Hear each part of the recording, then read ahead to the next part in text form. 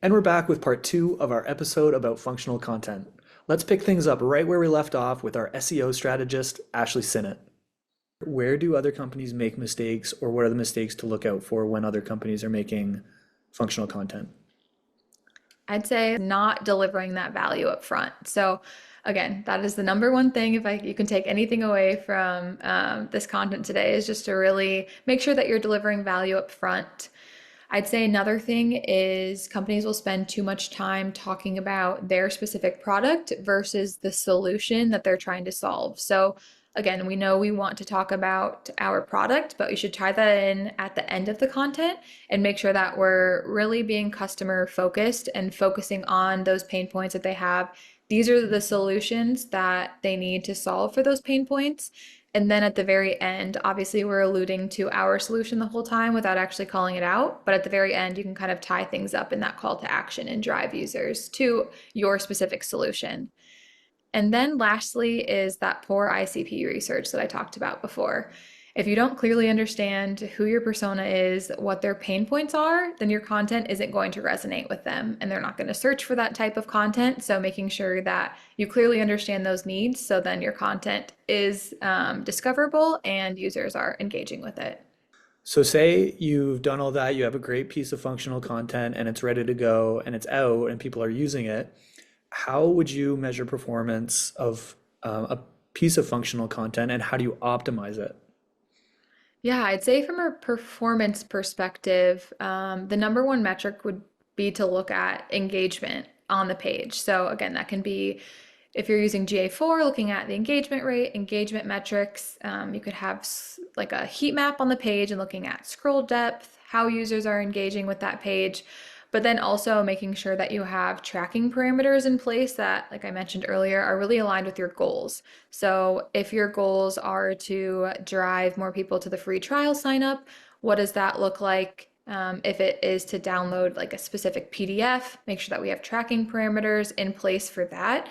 So again, just making sure that whatever goals that you have for these pieces of content, you have either the tracking parameters set up in place or you have or you're monitoring some of those engagement metrics and having heat maps set up so you can see how users are actually interacting with the page. So then you can use that data in turn to make some of those optimizations.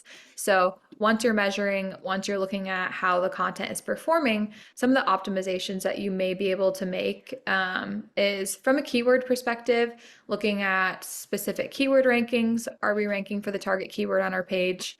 Is there opportunities to optimize that content further for that specific keyword?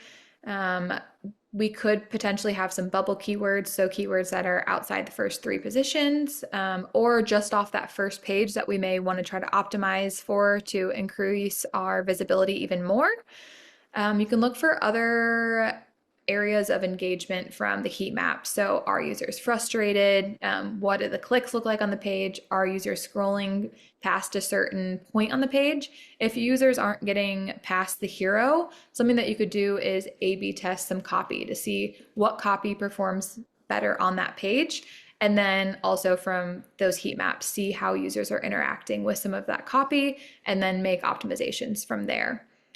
And then I'd say finally is content distribution. So just making sure that you're promoting this content across all channels. Yes, I'm specifically focused on organic and making sure that we can improve visibility from an organic standpoint, but just really making sure that you're pushing that content out, whether that's an email campaign or you can drive users to it from a paid strategy, if that makes sense.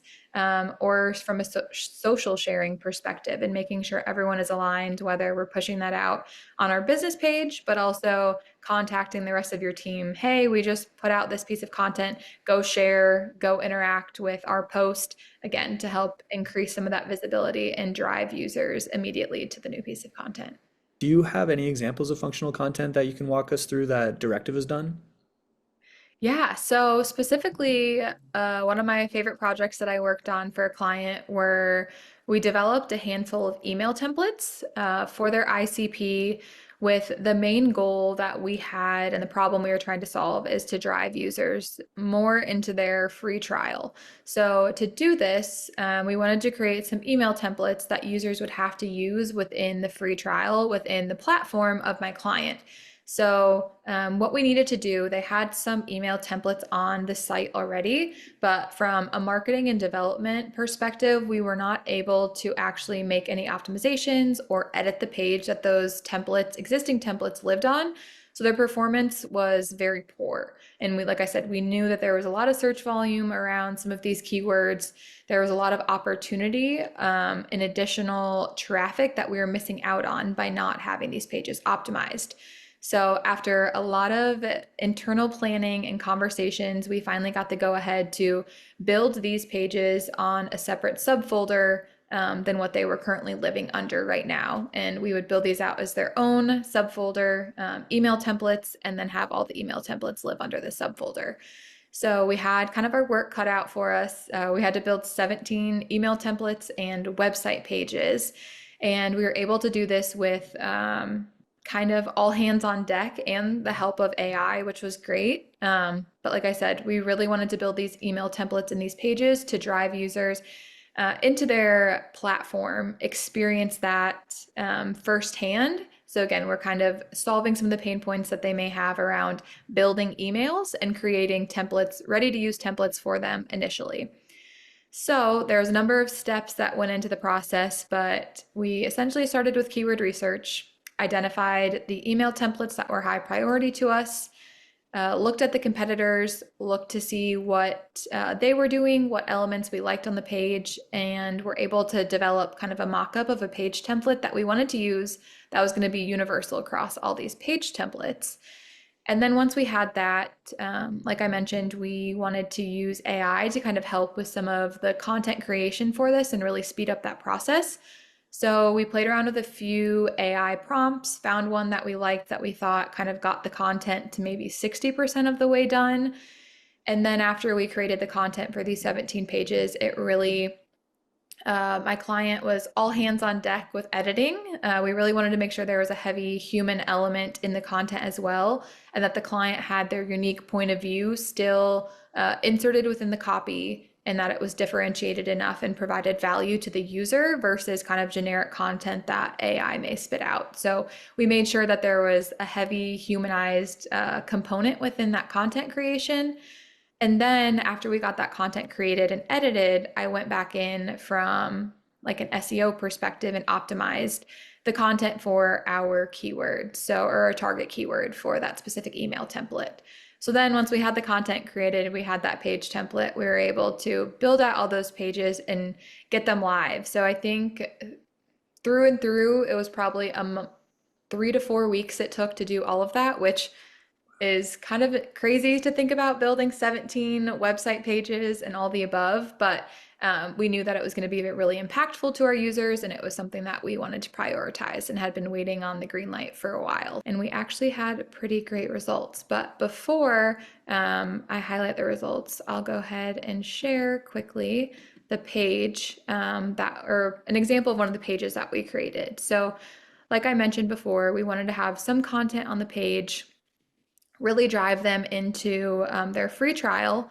So if you click get this template, you are driven into their free trial here.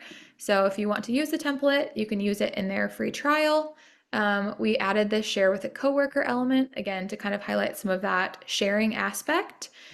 And then we make it provides a great user experience because you can see how to use this template and really gives actionable insight on what to expect once you download the template, gives previews of the specific template, and then kind of from an SEO perspective, we were able to add more content to the page within these individual FAQs, along with guide users to other resources that may be helpful for them, with the ultimate goal, like I said, to really drive users into the free trial by getting the template. So overall, I think created a really great user experience, but can go back and optimize these pages as we see fit. So within 3 months of those pages being live, we were able to rank for over 500 keywords, drove over 8,000 new users to the site. We had an 88% engagement rate, and then also were able to drive over 300 conversions. It's amazing, especially the engagement rate, 80%. That's got to be some kind of world record or something. Yeah, I mean, like I said, it was really a matter of understanding our goals, looking at what competitors were doing and kind of taking elements of each of those competitor pages to see, okay, this is what we like to do. These are the aspects that we liked, the components we liked, and kind of made one page that we knew users would interact with well. So, Nice. That sounds amazing. Yeah, I highly recommend, and I'm sure you do too, Ashley, check out this tactic for functional content and how to create it because it is a game changer and it can really help you grow your business.